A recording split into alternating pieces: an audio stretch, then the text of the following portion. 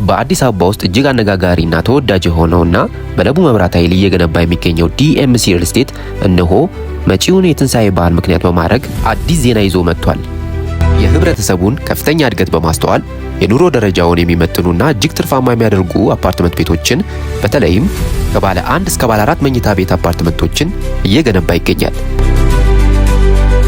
ከመኝታ ክፍሎች በተጨማሪም የሰራተኛ ክፍል ከነመታጠቢያ፣ የልብስ ማጠቢያ ክፍል፣ የዕቃ ማስቀመጫ ክፍል ወይንም ስቶር ያላቸው ናቸው።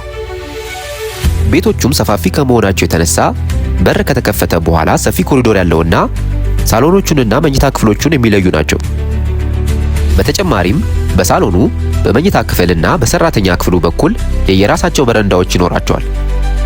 እነዚህን ግንባታቸው እጅግ እየተፋጠኑ ያሉ ቤቶችንና እስከ መጪው በዓል ድረስ 30% ቅናሽ ያደረግንባቸውን ቤቶች በ8% ቅድመ